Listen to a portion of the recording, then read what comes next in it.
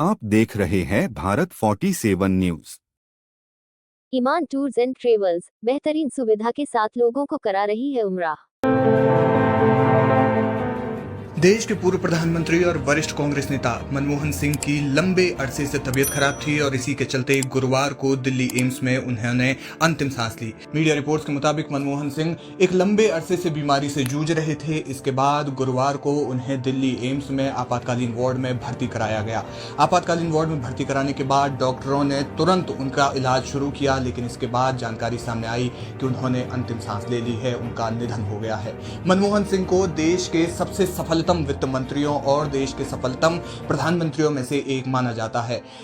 पूर्व प्रधानमंत्री पीवी नरसिम्हा राव की सरकार में उन्होंने वित्त मंत्रालय का कार्यभार संभाला था, जिसके बाद उन्होंने देश में आर्थिक उदारीकरण के दरवाजे खोले थे। विदेशी कंपनियों को भारत में इन्वेस्ट करने का, भारत में व्यापार करने का उन्होंने न्योता दिया था और यही वजह है कि इसके बाद से भारत में भी व्यापार शुरू हो सका और आज भारत दुनिया के सबसे बड़े बाजारों में से एक है।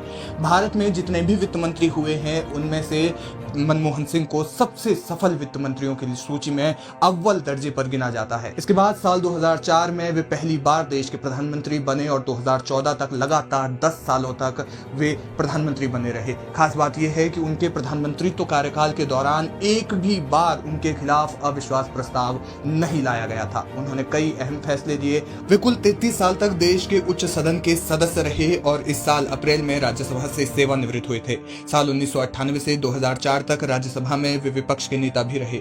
उनके निधन पर प्रियंका गांधी वाड्रा के पति रॉबर्ट वाड्रा ने एक ट्वीट भी किया। उन्होंने लिखा, पूर्व प्रधानमंत्री मनमोहन सिंह जी के निधन के बारे में जानकर मुझे गहरा दुख हुआ। उनके परिवार और प्रियजनों के प्रति मेरी संवेदनाएं। हमारे राष्ट्र के प्रति आपकी सेवा के लिए धन्यवाद। देश में आपके द्वारा लाई गई आर्थिक क्रांति और प्रगतिशील बदलावों के लिए आपको हमेशा याद किया जाएगा।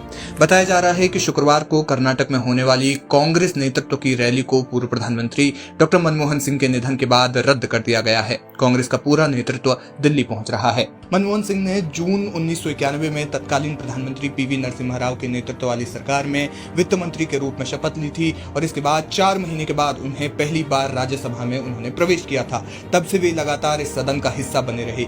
इस दौरान उन्होंने उच्च सदन में 5 कार्यकालों तक असम का प्रतिनिधित्व किया और फिर 2019 में राजस्थान चले गए। अपने राजनीतिक जीवन में उन्होंने सिर्फ एक बार साल 1999 में दक्षिणी दिल्ली सीट से लोकसभा का चुनाव भी लड़ा था।